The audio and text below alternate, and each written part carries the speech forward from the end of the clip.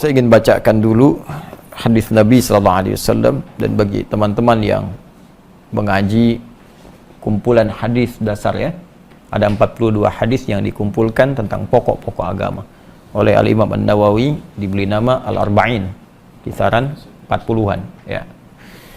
Di antara kumpulan itu ada mengutip kalimat Nabi sallallahu alaihi wasallam yang menyebutkan tentang seorang lelaki. Tsumma dzakara rajula. Nabi mengisahkan seorang lelaki yutilus safara, yang menempuh perjalanan panjang. Asy'atha aghbara, sampai ia terkena debu ya. Jadi dulu kan belum ada mobil seperti kita sekarang. Jadi ini menunjukkan dia melakukan perjalanan panjang. Ya, sehingga sudah berdebu gitu wajahnya. Kemudian yamuddu yadayhi ilas sama, dia mengangkat tangannya ke langit. Ya, fayaqulu ya Rabb, ya Rabb. Dan dia mulai membuka doanya dengan menyebut al-asmaul husna. Ya Rabb, ya Rabb. 3 perbuatan ini seharusnya cepat mengabulkan doa. Karena memenuhi 3 unsur cepatnya doa dikabulkan. 1, doa yang dipanjatkan dalam perjalanan jauh itu cepat dikabulkan oleh Allah Subhanahu wa taala. Apalagi perjalanan menuju tempat yang baik untuk mengerjakan perbuatan baik. Ya, misal umrah, ya, haji di pesawat, banyak berdoa, banyak tobat. Perjalanan ke majlis ilmu, ya, banyak berdoa, itu cepat dikabulkan. Bahkan khusus untuk majlis ilmu itu langsung ada hadisnya di Ibnu Majah itu, ya, nomor hadis 233, ya, dari sahabat Abu Darda. Ya, Nabi SAW menyampaikan, man salaka tariqan yaltamisu fihi ilman sahalallahu lahu tariqan ilal jannah, ya, wa innal malaikata la tadau ajnihataha ridan li talibil ilmi. Ya, orang yang menempuh perjalanan untuk menuntut pengetahuan walaupun sedikit, itu akan dihitung oleh Allah untuk memudahkan langkahnya ke surga. Dan kalau penuntut ilmu ini mengetahui, sejak dia mulai berangkat, malaikat membentangkan sayapnya, memberikan ridho kepadanya. Di antara makna ridho itu adalah mengaminkan doanya. Ya, bahkan hatal hitan allati fil bihar, sampai ikan-ikan yang di laut itu pun memohonkan ampunan kalau kita mengetahui. Hadis sahih. Ya, jadi ini perjalanan panjang. Yang kedua, hadis tentang mengangkat tangan seperti ini. Ya, jadi semakin kita ingin memohon, mengangkat tangan, jadi menyatukan seperti ini, 2, ya, begini ya. Nanti kalau semakin tinggi lagi seperti istisqa, semakin tinggi. Nah, ini ada hadis mengatakan ketika seorang mengangkat tangan, itu doanya lebih cepat dikabulkan oleh Allah dibandingkan dengan yang diam.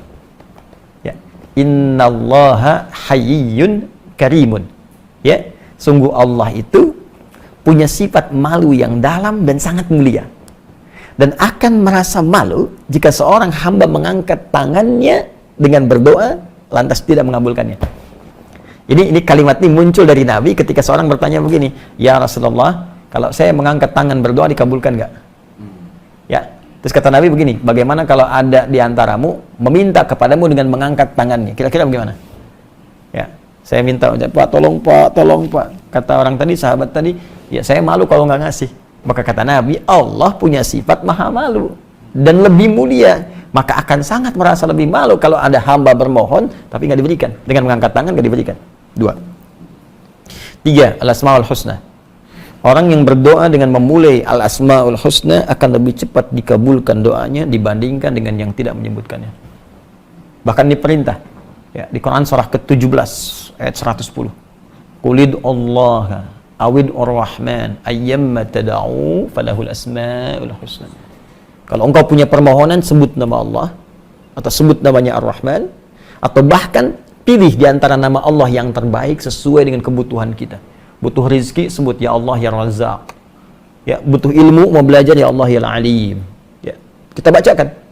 Nabi Zakaria bermohon kepada Allah dengan menyebutkan dulu nama al-asmaul husna. Minta keturunan, padahal divonis beliau sudah sepuh, rambut memutih, fisik letih, istri divonis secara klinis mandul dan menopause. Memohon kepada Allah diabadikan di Quran surah ketiga ayat 38. Ya, hunalika da'a Zakaria rabbah qala rabbi. Ya, hunalika da'a Zakaria rabbah qala rabbi habli min ladunka dzurriyyatan thayyibah. Di mihrabnya Nabi Zakaria berdoa kepada Allah mengatakan rabbi habli. Dari kata Al-Wahhab, pemberi tanpa batas. Ya Allah, mereka mengatakan aku punya keterbatasan, mohon Engkau yang merawatku, yang tahu kebutuhanku, Engkau memberi tanpa batas. Maka tunjukkan kepada mereka dengan sifat yang tak ada batasnya, anugerahkan hamba keturunan. Dikabulkan. Innaka sami'ud du'a. Orang tadi melakukan ketiganya, menempuh jalan jauh, ngangkat tangan, dan menyebut al-asmaul husna. Harusnya 3 kali lebih cepat dikabulkan dari orang biasa. Apa jawab Nabi? Anna yustajabu lidzalik. Doanya mustahil dijawab, kata Nabi. Gak bisa dijawab. Bingung sahabat, kok bisa? Ya. Apa jawab Nabi? Famat'amu haram, makanannya haram. Mashrabu haram, minumannya haram. Ya, malbasu haram, pakaiannya haram. Wa ghudhiya bi haramin, dan dia mendapatkan pokok-pokok hidup yang haram. Perlengkapan hidupnya haram. Jadi begini, kalau biasanya kalau kita mau minum ada gelas ya. Nah, ini anggap aja gelasnya. Ini kita mau minum. Jadi kalau seorang berbuat dosa menggunakan yang haram, ya dari makan haram segala haram, ini gelasnya ketutup nih begini. Ya. Kalau ketutup, semakin banyak yang haramnya, semakin keras tutupnya. Kalau ketutup seperti ini, bukankah kita mau masukkan apa aja susah gini? Nah, jadi bukan Allah nggak mengabulkan doanya, cuma karena ketutup begini mental. Sedangkan sifat doa itu kalau dimintakan pasti dikabul. Ya, di Quran surah kedua ayat 186. Ya, wa idza sa'alaka 'ibadi 'anni fa inni qarib. Ya. Muhammad sampaikan pada hamba-Ku kalau mereka mencari-cari aku, katakan nggak usah dicari, aku dekat. Saya tanya, apa motif hamba kalau nyari Allah? Cuma 2. Kalau nggak tobat, mau minta doa. Rata-rata begitu. Umumnya demikian. Kalau dia mencari Allah tuh kalau bukan karena ingin tobat, ingin minta sesuatu. Karena itu langsung dijawab oleh Allah di kalimat berikutnya. Ya, ujibu da'watad da'i idza da'an. Sampai kapanpun hamba-Ku berdoa kepadaku, pasti aku kabulkan. Kalau bukan sekarang, nanti saat dia siap. Atau aku ganti dengan apa yang dia butuhkan, dengan apa yang dia inginkan.